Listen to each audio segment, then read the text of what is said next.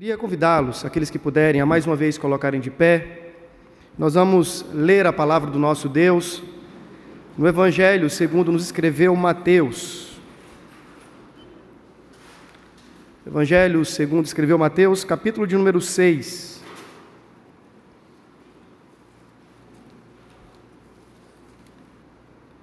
Mateus, capítulo 6, a partir do versículo 9. Peço que você acompanhe em sua Bíblia o que diz a palavra do Senhor. Portanto, vós orareis assim: Pai nosso, que estás nos céus, santificado seja o teu nome. Vamos ler juntos agora até o final? Venha o teu reino, faça-se a tua vontade, assim na terra como no céu. O pão nosso de cada dia dai-nos hoje, e perdoa-nos as nossas dívidas, assim como nós temos perdoado aos nossos devedores. E não nos deixes cair em tentação, mas livra-nos do mal, pois teu é o reino, o poder e a glória. Amém. Até aí. Nesse momento, vamos ter mais uma palavra de oração. Se você puder, peça a Deus que fale ao seu coração nesse momento. Que o Senhor se instrumentalize da sua palavra, que por graça use também a nossa vida, iluminando o nosso entendimento, de modo que juntos venhamos ser descortinados no que diz respeito aos nossos olhos espirituais, a fim de contemplarmos a boa, perfeita e agradável vontade do Senhor para as nossas vidas. Peça ao Senhor que ministre ao seu coração, que seja mais do que uma preleção humana, que seja de fato uma exposição viva, ungida com o Espírito do Senhor, de modo que a sua mente e o seu coração sejam afetados por essa ministração. Pai bendito, nós confiamos em Ti e nos colocamos em Teus braços, nos lançamos aos Teus cuidados e pedimos, ó Deus, em nome de Jesus, abra os nossos olhos espirituais, o nosso entendimento, para compreendermos as verdades da Tua palavra, das Tuas Escrituras, e aplica-as, ó Deus, aos nossos corações, de modo que por elas, mais do que sermos informados, que sejamos transformados, conformados à imagem perfeita do Teu Filho bendito. Nós oramos, ó Deus, se valha desse momento para falar conosco. Faça do púlpito o lugar onde o Senhor, nesta hora, irá reverberar a sua voz. É a nossa petição em nome e para a glória do Senhor Jesus. Amém e amém. Você pode sentar. John Piper, em certa ocasião, fez uma afirmação sobre a teologia da oração que eu vou parafraseá-la aqui nesse momento. Ele disse mais ou menos assim: Deus, o soberano, decretou a oração como meio pelo qual, sem ela, sem a oração, algumas coisas nunca vêm a acontecer. Quero repetir para que você ouça com atenção. Deus soberanamente decretou a oração como meio pelo qual, sem ela, sem a oração, algumas coisas nunca vêm a acontecer. O que Piper está propondo não é que Deus só age na história por intermédio das orações. A oração não é uma forma de manipular o divino ao meu querer e à minha vontade. Essa não é a premissa. O que está sendo aqui proposto não é que Deus está condicionado às nossas súplicas, às nossas preces ou aos nossos clamores. Não é isso. Mas que Deus, em sua soberania livre, resolveu decretar um meio chamado oração, para que também Ele agisse por meio deste recurso na história. É bem sabido de todos que Deus age a despeito das nossas orações, contrariando-as ou as usando conforme o seu propósito. Às vezes a gente não vai orar e Deus vai agir. Muitas das coisas que Deus faz em nossas vidas e no decurso da nossa história não é em resposta às nossas orações. Ele faz no livre exercício da sua soberania. Eu não pedi por aquilo, eu não lhe supliquei por aquilo, Ele simplesmente fez porque Ele é Deus. Algumas outras vezes, ele fez contrário àquilo que eu lhe pedi.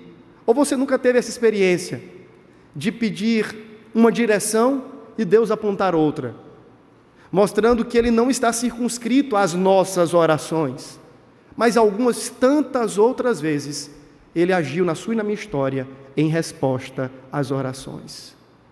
Eu tenho certeza que você, se lhe fosse franqueada a palavra aqui, teria os seus próprios testemunhos de orações que foram atendidas e respondidas segundo a graça e benevolência deste bom Deus. Uma das maravilhas da experiência cristã, meu querido irmão, é o fato de que nós temos um Deus que age providentemente na história e Ele age também pelo recurso da oração.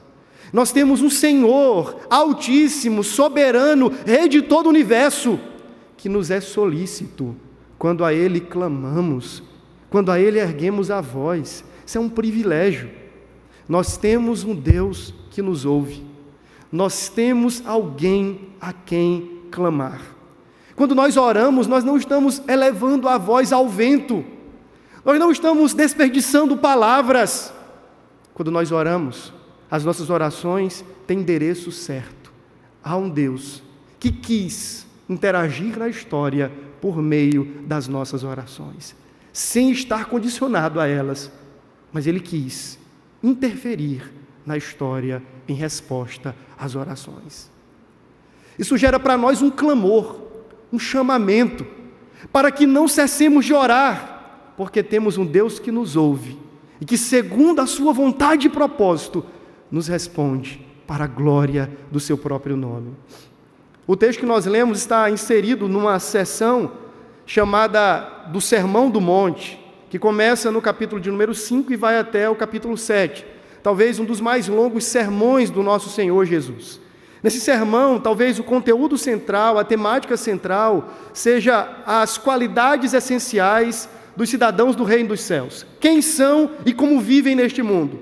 John Stott chama isso de uma proposta contracultural. O Senhor está estabelecendo a identidade e a vocação dos cristãos no mundo onde eles estão inseridos. Começando pelas bem-aventuranças e seguindo numa sequência de imperativos, cada cristão daquela época, cada discípulo, e nós também, ouvimos algo que diz respeito à nossa identidade em Cristo e ao nosso chamado em Deus para o mundo. Dentro desse chamado está o chamado para a oração. Jesus começa a tratar das famosas disciplinas espirituais, dos exercícios espirituais que estavam presentes na espiritualidade judaica. Ele fala do dar esmolas, ele fala da oração, ele fala da caridade de alguma maneira, e ele diz assim, isso é parte de quem nós somos em Cristo Jesus, na nossa relação redentiva com Ele. Agora, entenda que todos esses imperativos que seguem ainda no capítulo 5 e vão até o capítulo 7, eles estão condicionados aos indicativos do início do capítulo 5. E aqui há um princípio que a gente precisa entender e que ele é basilar para não tornarmos as ordens de Deus em preceitos moralistas. Isso está presente lá no Antigo Testamento e eu vou explicar para você aqui.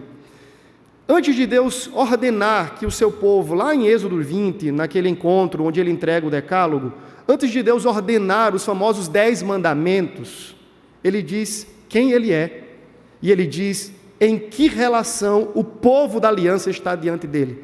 Quem sou eu e quem são vocês? Eu sou o Senhor, vosso Deus, que os tirei da terra do Egito. Vocês são o meu povo, minha propriedade peculiar, particular.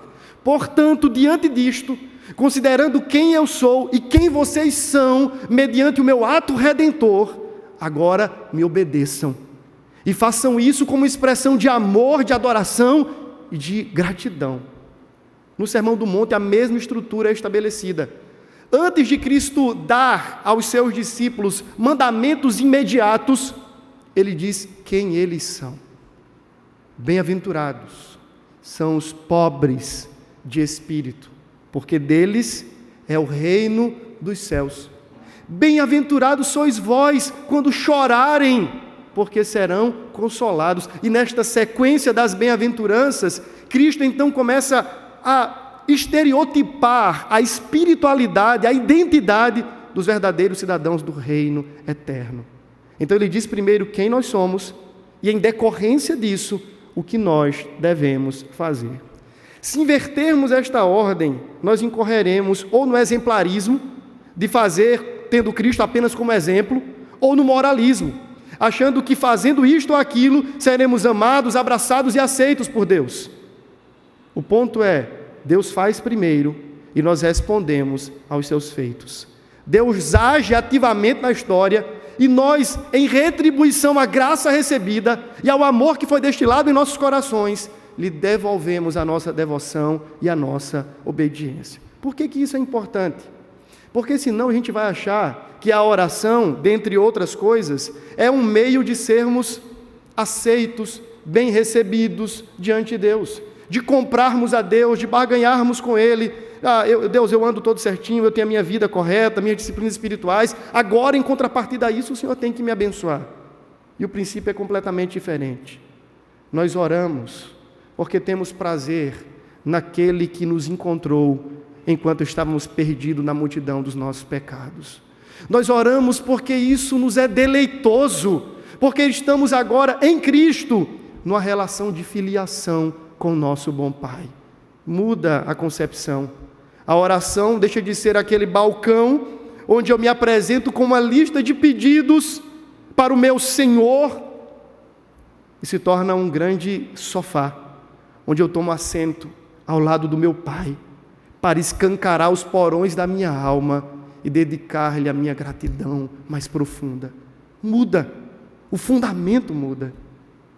Mas antes de ensinar sobre oração, Jesus disse como os discípulos não deveriam orar. É importante salientar aqui que os judeus já tinham a oração como praxe da espiritualidade.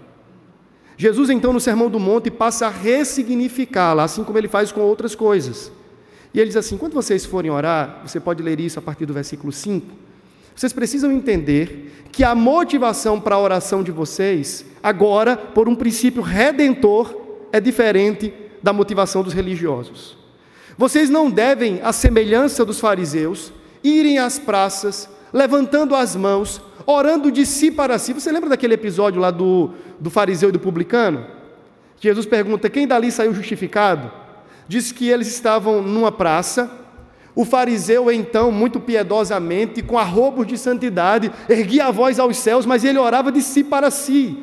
A oração era antropocêntrica, era autocentrada. Ele dizia assim, está vendo, Deus, como eu não sou tão pecador como os demais? Está vendo como eu não sou tão miserável como este publicano, roubador? Eu sou aquele que dou o dízimo até da folha da hortelã. Eu exerço misericórdia. E ele começa assim, vai descer diante daquilo, ao que o publicano não tinha nem sequer a coragem de erguer os olhos aos céus, e batia no peito em exclamação, dizendo, sê propício a mim, pecador. Jesus então diz assim, qual dos dois desceu dali justificado? A resposta é muito óbvia. Jesus então, sabendo que a espiritualidade dos fariseus era, em linhas gerais, performática, caricaturada, exibicionista, ele diz assim, vocês não devem fazer isso. Não façam da oração, da devoção e da piedade um trampolim para a própria glória ou para a vanglória. Fujam disso. Isso é parte do espírito dos religiosos, que querem recompensa dos homens, que querem ser vistos, aplaudidos e ovacionados. Vocês não precisam disso, porque vocês têm um Pai que assiste vocês em secreto. Vocês têm um Pai que os vê em secreto e que em secreto os recompensa.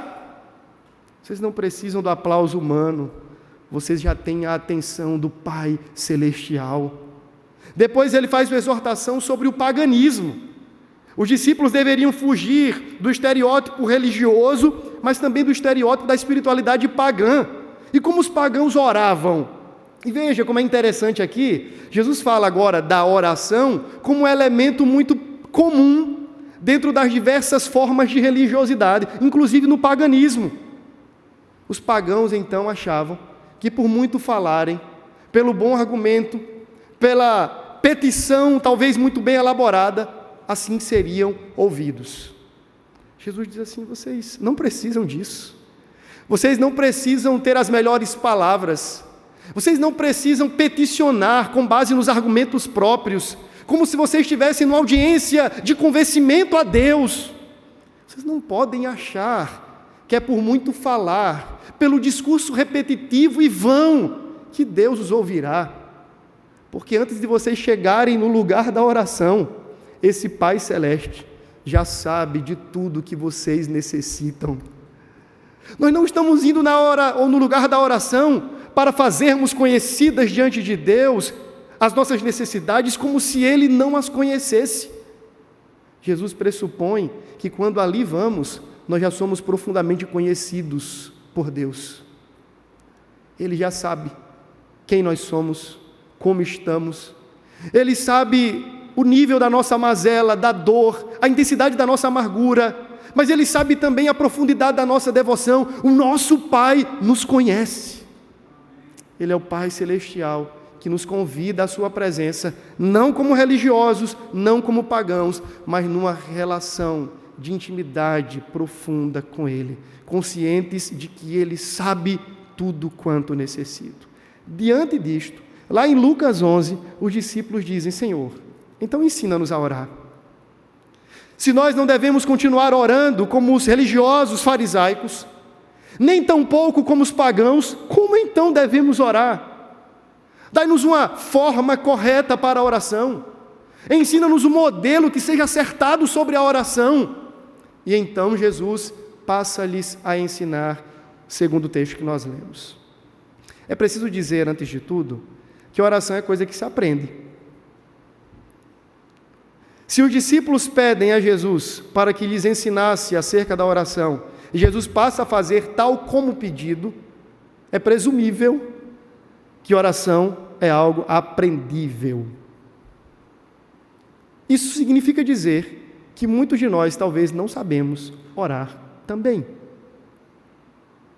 Alguns dentre nós, quem sabe, estamos à semelhança dos fariseus, orando naquela perspectiva religiosa, outros com as motivações ainda paganizadas. Fato é que, quem sabe, nesta noite, você está aqui para aprender a orar com quem ora.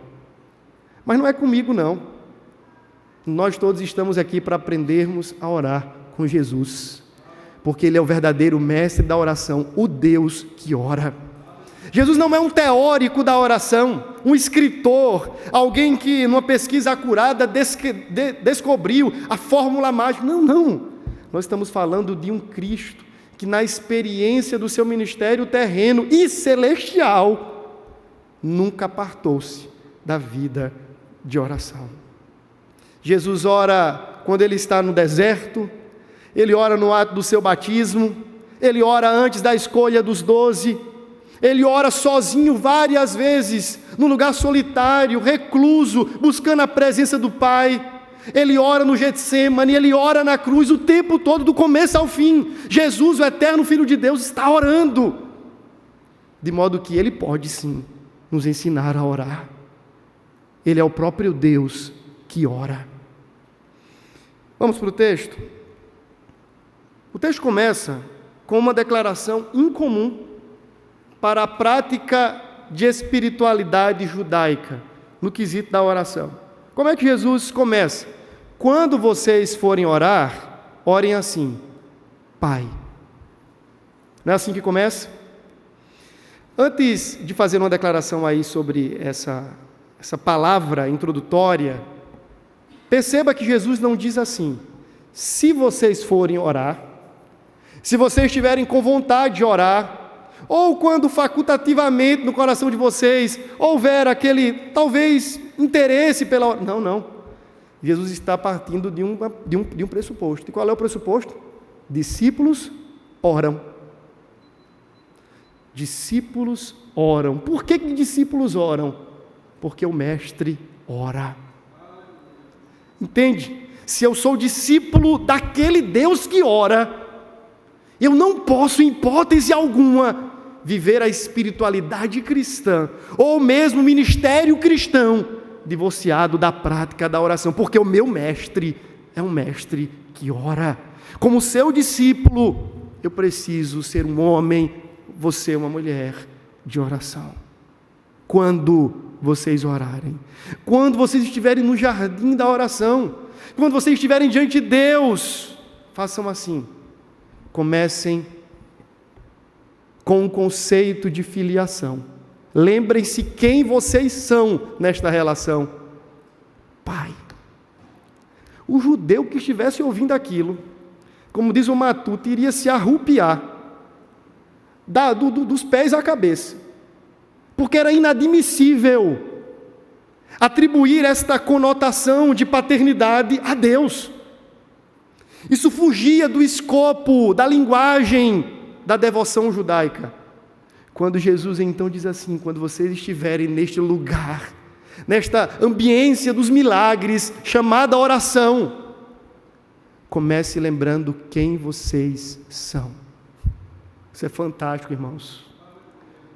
Porque o texto começa me lembrando que eu não estou ali como um serviçal, diante de um patrão, reivindicando talvez alguma coisa com base nas minhas necessidades ou méritos, batendo na porta de alguém dizendo assim: olha, eu sou um pobre coitado e preciso do seu auxílio, da sua ajuda. Não.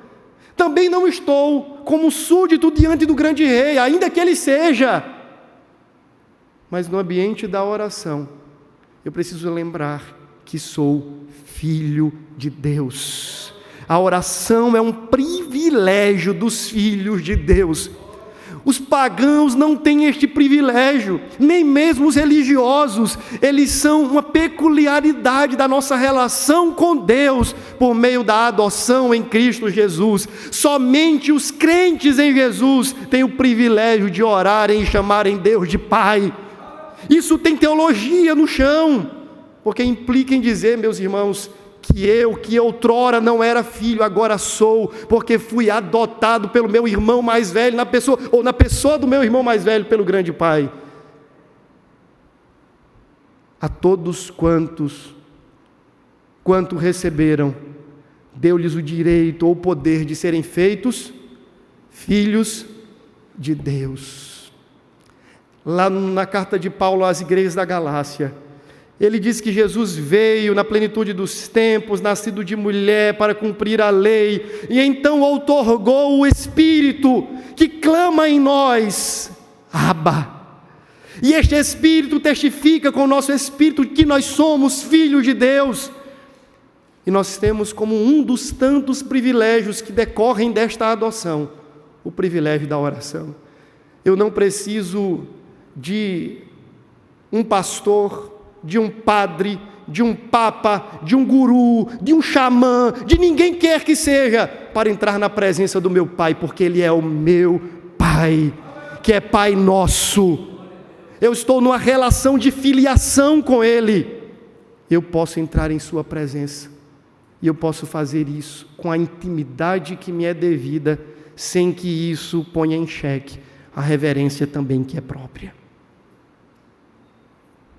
Isso muda tudo. E pensando naquela construção dos religiosos e pagãos, que iam talvez às suas divindades, na espera de obterem coisas em troca nesta relação, ele diz assim: quanto a vocês precisam lembrar que no ambiente da oração, a porta de entrada é o fato de que vocês foram adotados como filhos de Deus. E como tais, vocês são herdeiros e co-herdeiros com Cristo do reino eterno. E como tais, vocês receberam um espírito de adoção que clama Pai. E agora vocês são convidados pelo Abba a entrarem na sua presença e fazerem isso pelas portas da intimidade.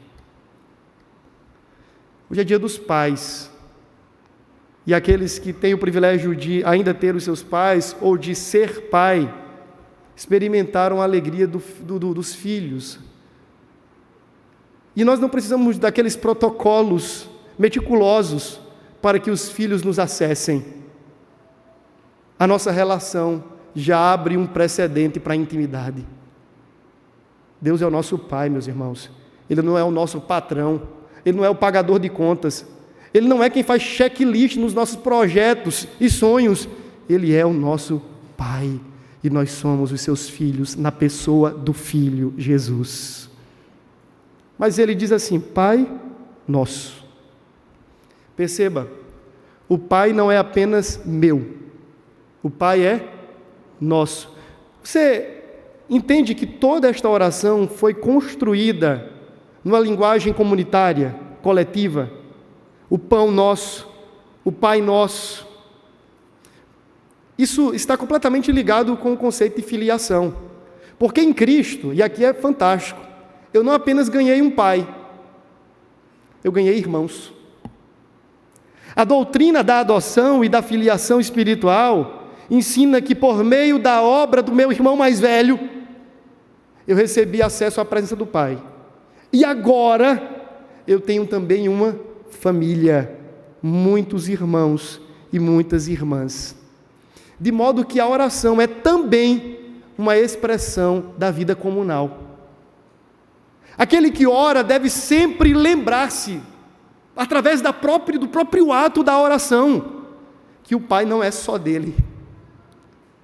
Que nós não devemos apenas orar pelas nossas próprias necessidades. Existem irmãos e irmãs com quem nós agora estamos pactuados e com quem andamos ladeados na peregrinação cristã.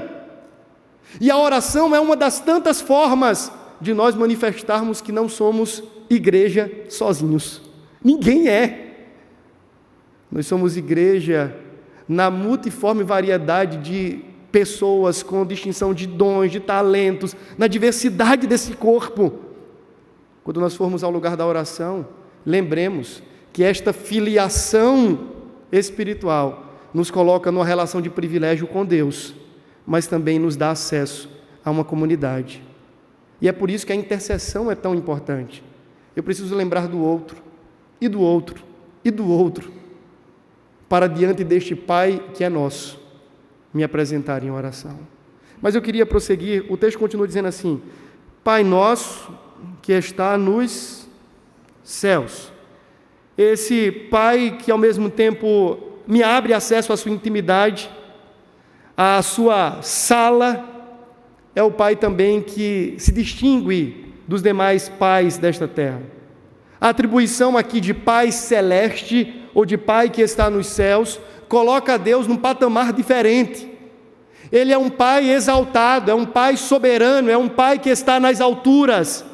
E por essa razão, a minha relação com Ele, ainda que seja no nível de intimidade, nunca pode romper o limite da sujeição, da reverência que estão presentes na sua autoridade.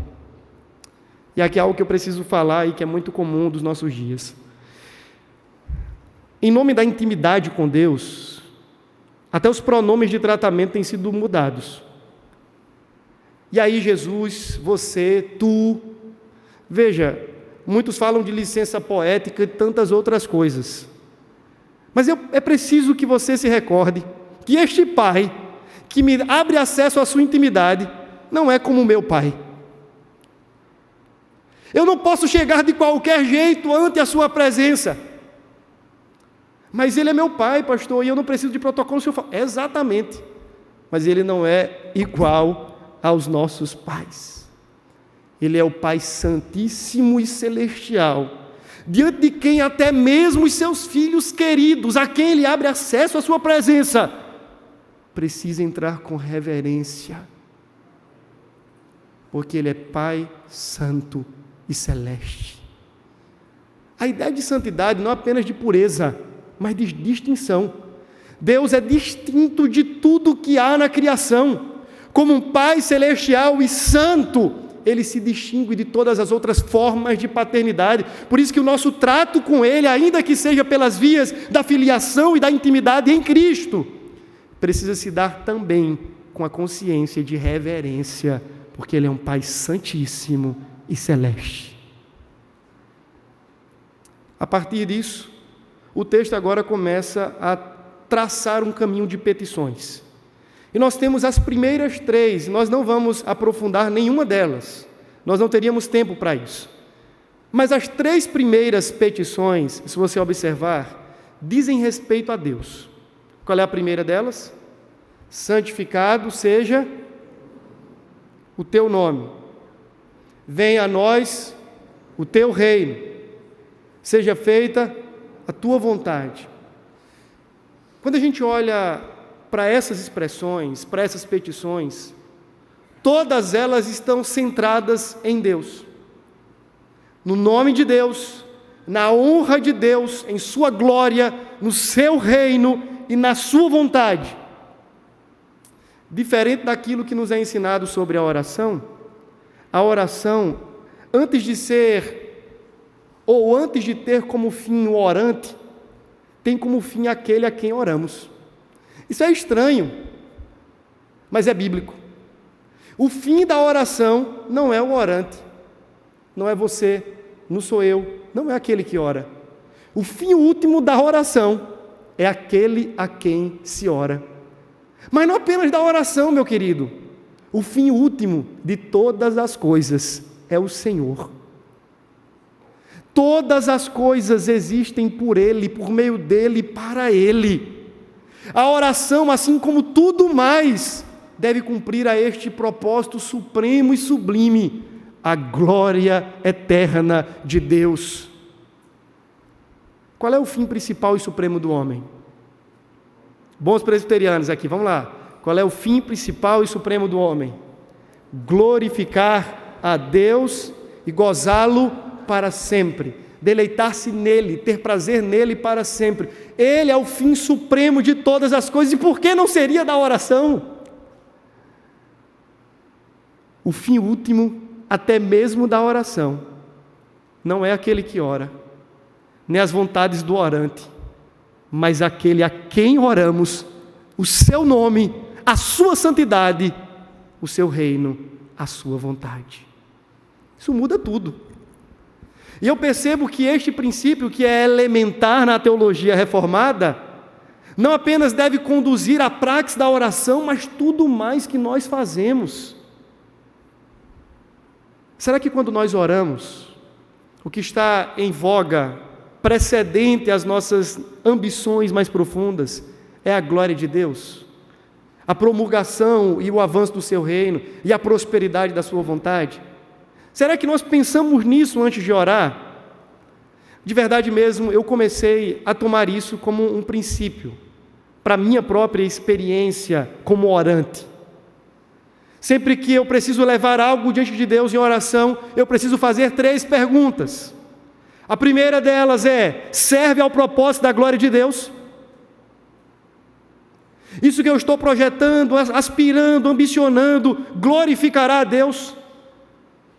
Trará honra ao seu santo nome? Segundo, isso servirá ao processo de promulgação do seu reino?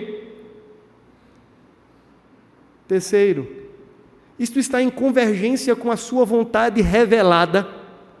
Pastor, a vontade de Deus é algo subjetivo. Meu amigo, está aqui, 66 livros, a vontade especial de Deus. Se o que você está pedindo e peticionando diante do Senhor não está em convergência com esta vontade, pare de orar agora, porque não faz sentido algum você continuar batendo na porta de Deus. Se a sua oração não atende ao propósito da glória do nome dEle, do avanço do seu reino e do estabelecimento da prosperidade da sua vontade, da vontade dEle, não há por que orar mais por mais nada. Se nós fizéssemos assim, nos frustraríamos menos com as orações que não nos são atendidas. Mas o que é que a gente faz?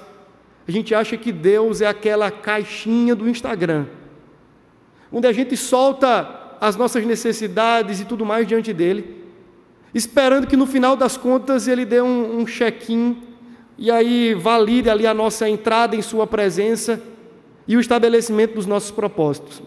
Deus não é o nosso igual, meu querido. Pelo que você tem orado? Será que não é hora de você fazer agora um tipo de checklist das suas orações? Deu isso aqui, olha, para os solteiros e solteiras. Esse varão, Senhor, e essa varoa aqui. atende ao propósito da tua glória? Me relacionar com Ele vai servir ao propósito do avanço do teu reino? É convergente com a tua vontade revelada? Se não, bota para correr porque veio do cão. Ainda que seja brincadeira, mas deveria ser assim tudo na vida. Glorifica a Deus, promulgará o seu reino, prosperará a sua vontade. Se assim não for, devemos parar de orar. Porque as nossas orações precisam ser segundo a vontade dEle. Amém? Até aí? Então, as 3 primeiras petições dizem respeito a Deus, ao seu nome, sua glória, o avanço do seu reino e o estabelecimento da sua vontade, tal como já é no céu, aqui na terra. Depois, Jesus passa a tratar das petições mais humanas, de necessidades pessoais.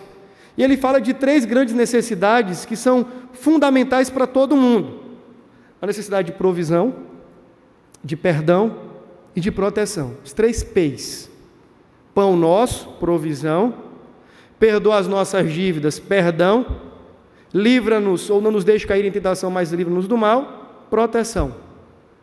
3 necessidades fundacionais para todo mundo, fundamentais.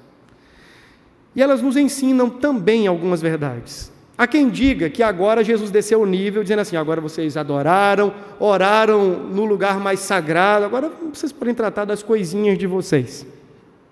Mas não é isso. Quando eu entendi que esses outros 3 pedidos estão profundamente regidos pelos 3 anteriores, isso mudou tudo.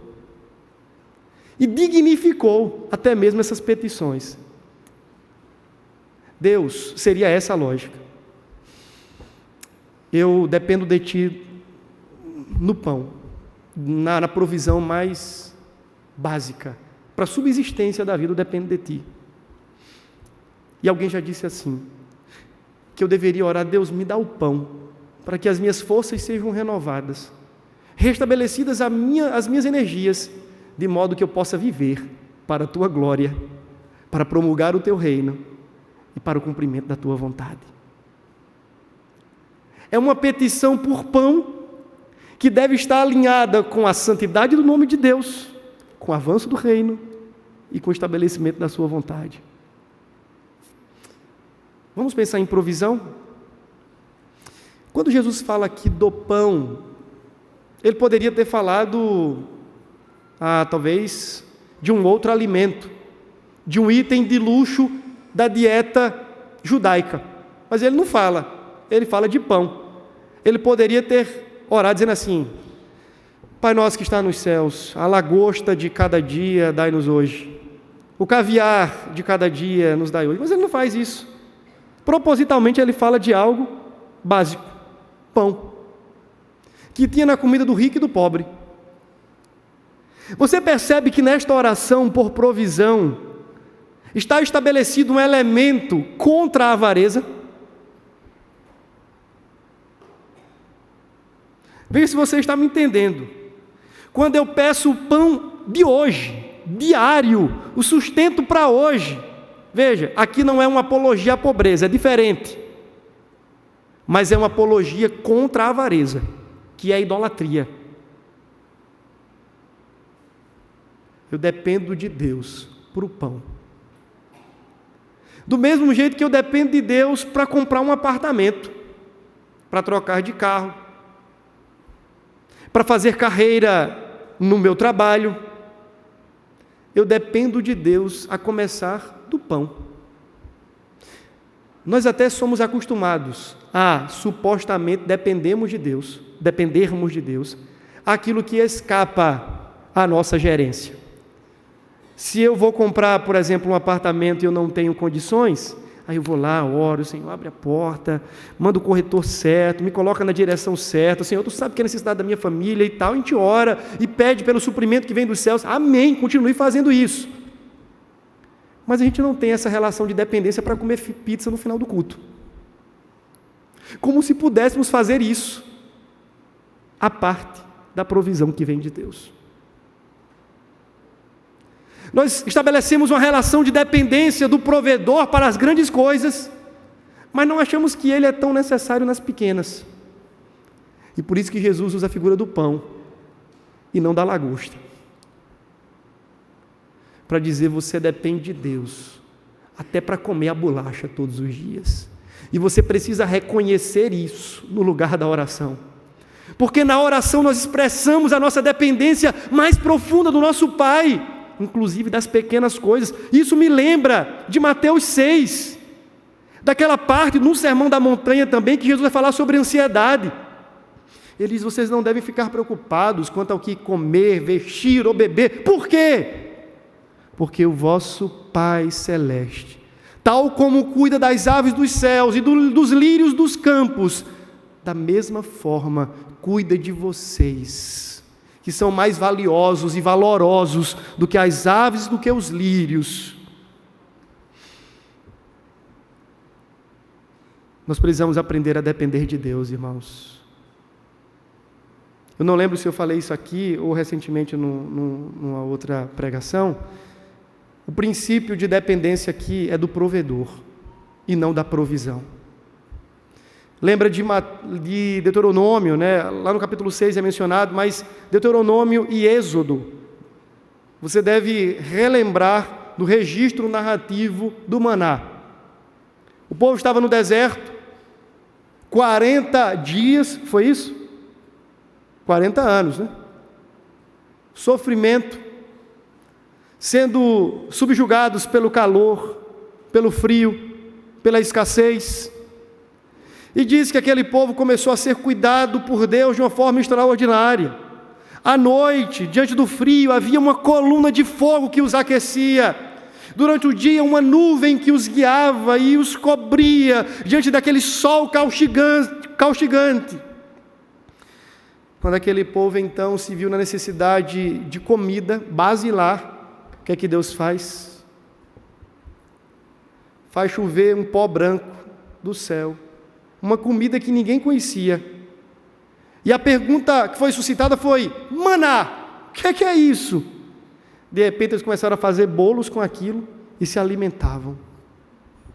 Agora, entenda o princípio, onde é que eu quero chegar. Isso acontecia diariamente. Se alguém pegasse um punhado, como a gente diz, daquilo ali e guardasse, para fazer o bolo do dia seguinte, suspeitando que, quem sabe, o provedor vai esquecer de mandar chuva de maná, o que é que acontecia? Apodrecia, não é? O que é que Deus estava ensinando ali?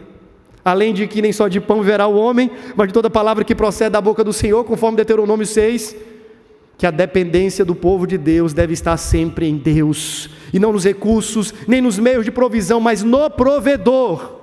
É Deus quem nos sustenta, é Deus o grande providente, provedor da nossa história.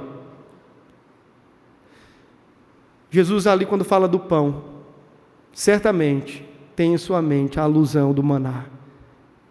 Eu preciso depender de Deus todos os dias, do pequeno ao grande projeto, nas pequenas ou nas grandes coisas, na compra de um pacote de bolacha ou na compra de um apartamento, porque se Deus não der, eu não tenho. Se Deus não abrir a mão, não me chega nada na despensa, porque quem cuida de mim é o Senhor, o provedor, o dono das padarias celestiais, que tem pão todos os dias para aqueles que andam em sua presença. Você crê nisso? Isso não é teologia da prosperidade não, meu irmão. É dependência de um Deus que cuida. Se eu não crer nisso, eu estou perdido. Deus é quem cuida.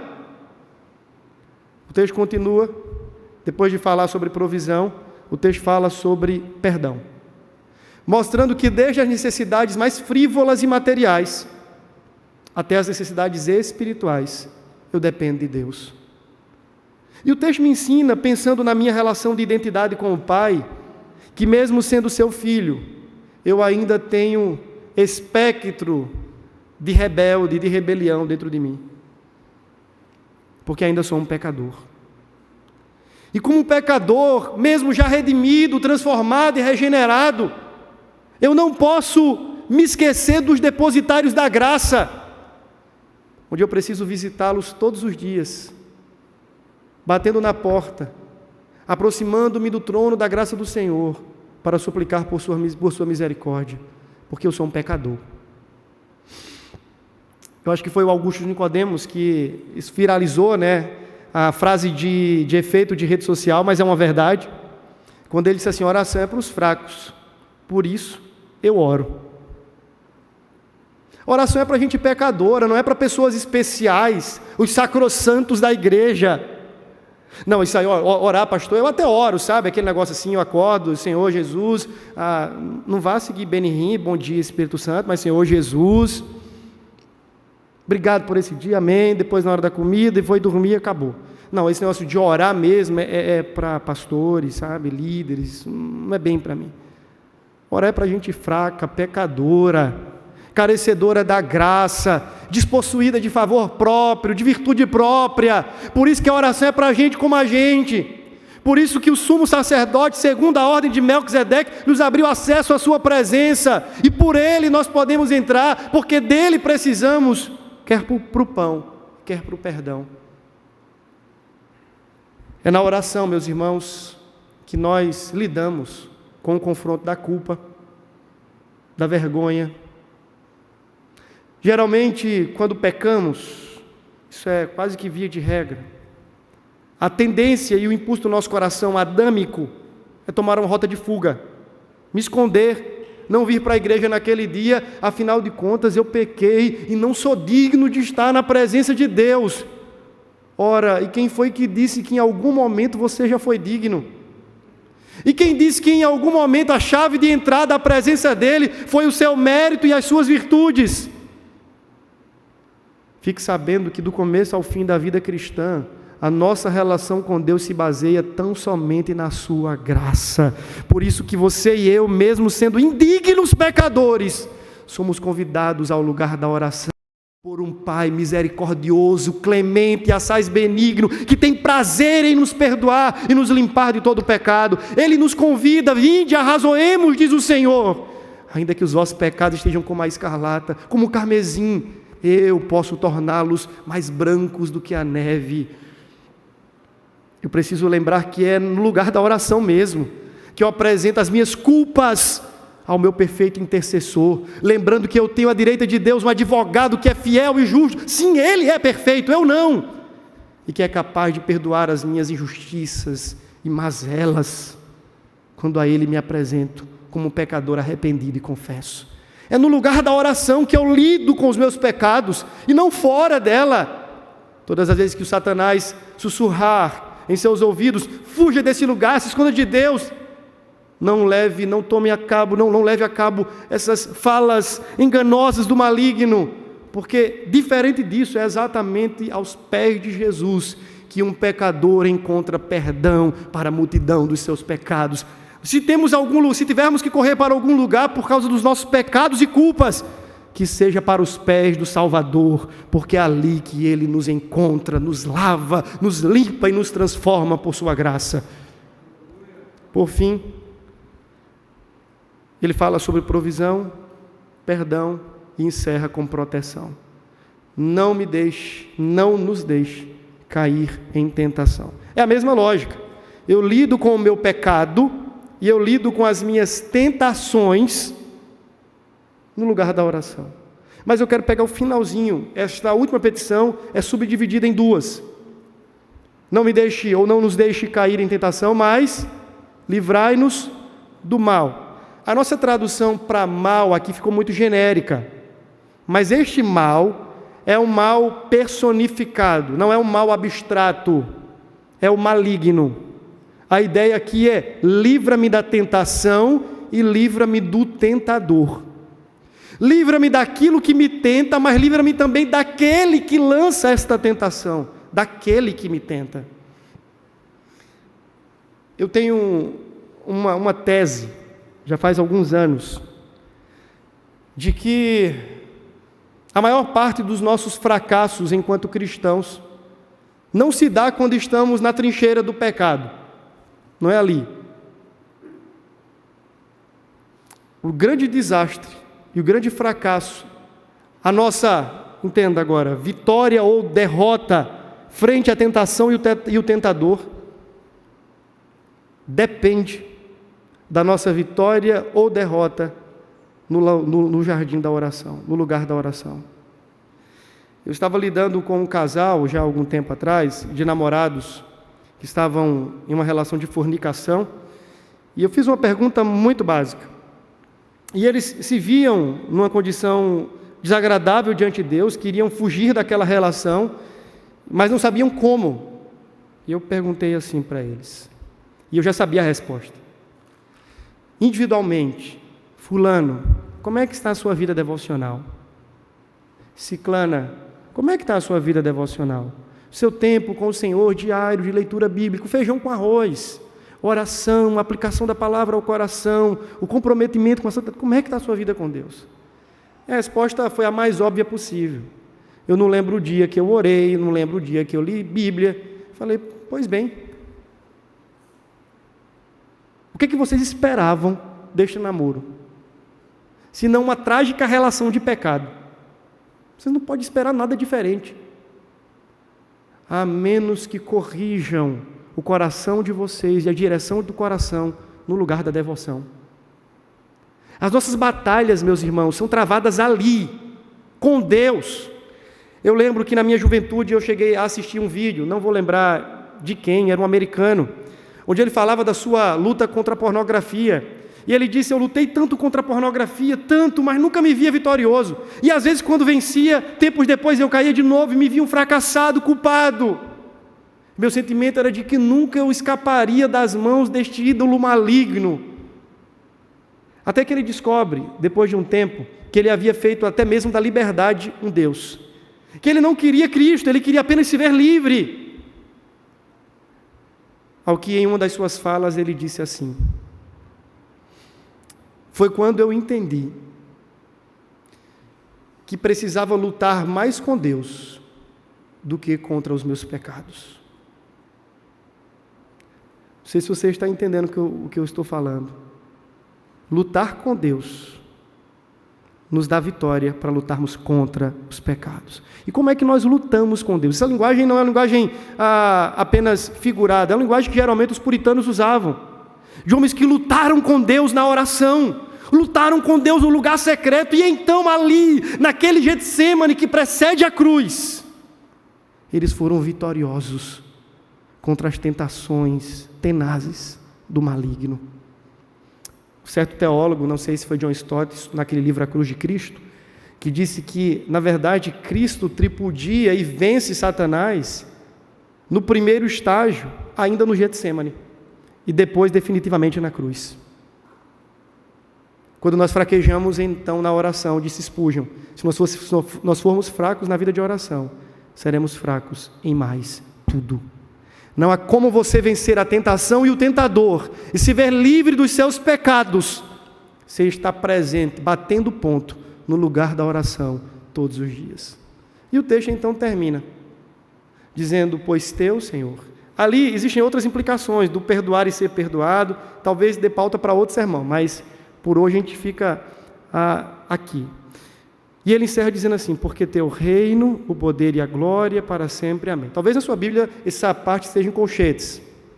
É porque essa porção não estava presente em todos os manuscritos antigos. E geralmente quando isso acontece, essa porção, Marcos 16 e outras mais, não é que o texto não seja inspirado, mas é uma nota manuscritológica de que nem todos os manuscritos antigos continham essa porção, esse texto completo como nós temos assim. Mas nós, da tradição cristã, protestante, reformada, cremos que isso também é palavra de Deus, inspirada, autoritativa e inerrante. De modo que essa expressão fecha o cinturão. Teu é o poder, o reino, agora, porque teu reino, o poder e a glória para sempre, amém. O que significa? Duas coisas. Primeiro, que tudo que eu pedi até aqui, fia-se no fato de que o Deus a quem oro é o grande soberano, Rei, Todo-Poderoso, Senhor da glória. Eu tenho a confiança e a garantia de que eu não estou orando para alguém fraco como eu, pelo contrário, eu oro àquele que é o grande Rei, que detém todo o poder e que é possuidor de toda a glória. Mas também é um cinturão de louvor.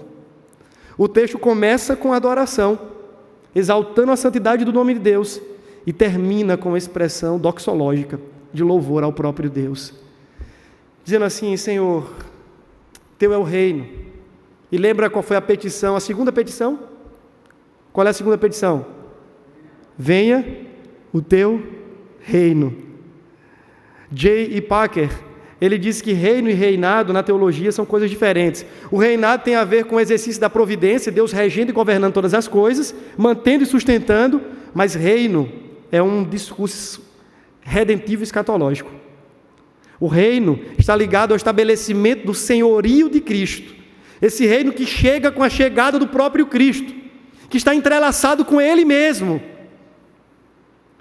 Teu é o reino, Tua é a redenção, Teu é o senhorio de todas as coisas. Venha o Teu reino, e este reino veio quando Cristo veio. Mas este reino ainda está em estabelecimento, mais um dia, meus irmãos. Esse reino chegará ao estado final, à sua completude, onde nós estaremos com o Senhor no reino de alegria, paz e justiça, onde a verdadeira shalom de Deus será estabelecida. Estaremos o tempo todo contemplando Cristo, o Cordeiro, assentado no trono e recebendo pelos séculos dos séculos a ovação que lhe é devida. O reino pertence ao Senhor. Isso é um ato e uma expressão de louvor. O poder é Teu, seja feita a Tua vontade. A glória é Tua, santificado seja o Teu nome. J. Packer, ou I. Packer, ele vai dizer então que as 3 notas de louvor do final estão em completa relação com as 3 primeiras petições iniciais. E então ele encerra com um grande amém. E eu encerro com um amém, mas explicando. O amém geralmente a gente traduz com assim seja, que assim seja, que assim seja. Mas o amém, essa palavrinha hebraica, ela não está tão bem traduzida como assim seja, e sim como assim será. A ideia é de que a oração é firmada com uma convicta confiança. Amém. Assim será. Deus cumprirá os seus propósitos, santificará o seu nome e trará o seu reino. Assim, Senhor, é verdade. Assim será. Os propósitos de Deus se cumprirão. Suas promessas não cairão por terra. Assim será. Tal como decretado, tal como propositalmente anunciado pelo Senhor. Pai, muito obrigado pela Tua palavra, que nos exorta, que nos instrui, que nos encoraja e que nos fortalece. Continue nos guiando em toda a verdade a nossa oração e nos dê um espírito de súplica. Faça-nos homens e mulheres de oração. Faça-nos uma igreja que ora, ó Deus. É o que nós pedimos em nome e para a glória de Jesus. Amém e amém.